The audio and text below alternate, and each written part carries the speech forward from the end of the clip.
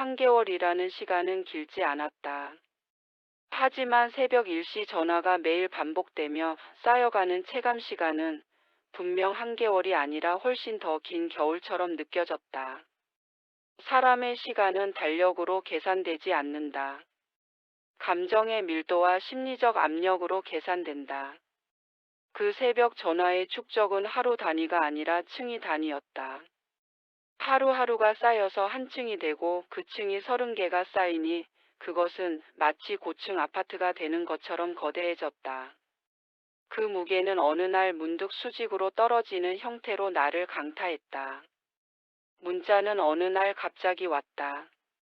평일 오후 나는 평촌 학원가 근처 작은 카페에서 혼자 커피를 마시고 있었다.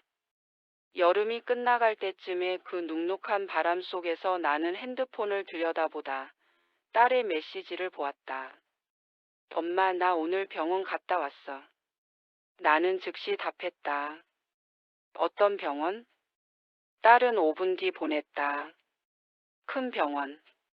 결과는? 딸은 한참 있다가 답했다. 일단 검사를 더 해야 한다고 했어.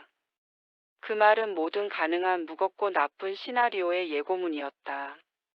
검사를 더 해야 한다는 말은 의사의 확신 부족이 아니라 그 반대에 가까울 때가 많다. 단정 짓는 게 너무 일러서가 아니라 확신이 너무 커서 쉽게 말을 하지 못하는 종류의 망설임일 때. 새벽 일시 전화는 다음 날도 계속됐다. 하지만 그날은 조금 달랐다. 엄마나 다시 말하면 엄마 무서워할까봐 말 못했어. 그 문장은 이미 정답이 있었다. 딸은 이미 병명을 어느 정도 알고 있었고 그 병이 어떤 종류의 세계인지 대략 알고 있었다. 의사는 이름을 말했을 수도 있고 말하지 않았을 수도 있다. 하지만 의사가 어떠한 경계선을 그어놓은 표정이나 문장들 사이의 공백 속에서 딸은 이미 감지했을 것이다. 그 병이 생활의 방식 자체를 바꿔야 하는 종류라는 것을. 나는 그 다음 날부터 평촌에서 딸이 있는 서울까지의 이동 경로를 머릿속으로 그렸다. 안양역까지 나가면 금방 서울역으로 들어갈 수 있고 강남까지도 충분히 이동이 가능했다. 나는 살면서 이렇게까지 어떤 길을 전략적으로 시뮬레이션 해본 적이 없었다. 길을 그린다는 것은 이동을 예견한다는 것이다. 이동을 예견한다는 것은 결국 몸이 움직여야 할 일이 곧 벌어진다는 신호다. 그 주 금요일이었다. 딸이 회사에서 조퇴를 했다고 했다. 저녁 7시쯤 딸에게서 전화가 왔다. 새벽 1시가 아니었다. 처음으로 낮 시간대 전화. 시간대만으로도 이미 무게가 달랐다. 엄마, 내일 잠깐 시간돼? 나는 실은 이미 하루 종일 그걸 기다리고 있었다. 내일 당연히 돼. 어디서 볼까? 딸은 아주 오래 생각하는 숨을 쉬었다. 평촌으로 갈게.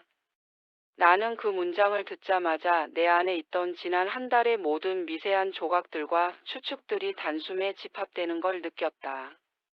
딸이 왜 평촌으로 오는지, 왜 엄마의 공간으로 돌아오려 하는지. 그건 단순히 편해서가 아니었다. 누군가에게 병명이라는 것을 나누려 할 때 사람은 안전한 공간에서 말하려 한다. 딸이 평촌으로 오겠다는 건 나는 이제 이걸 혼자 들고 있을 수 없다. 라는 말이었다.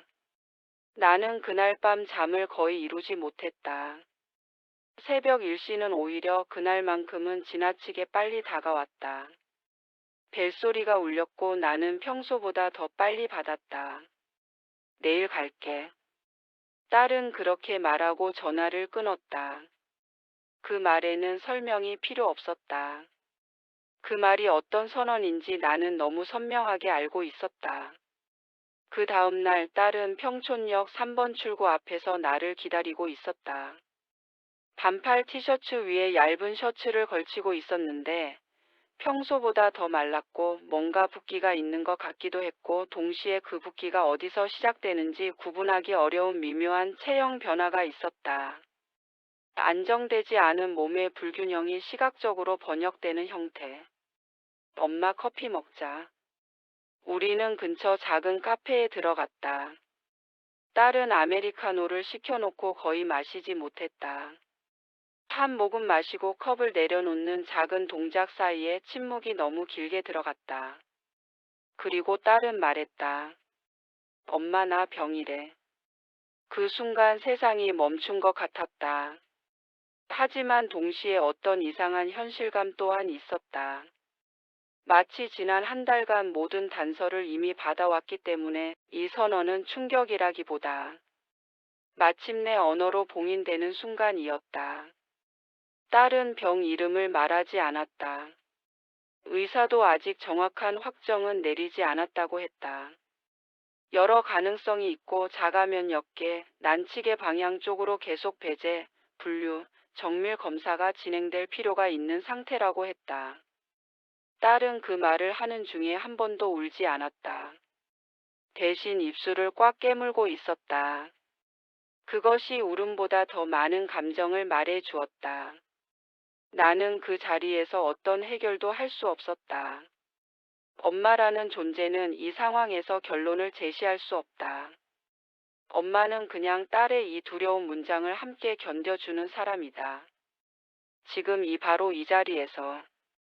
그날 집으로 돌아온 후 나는 깨달았다.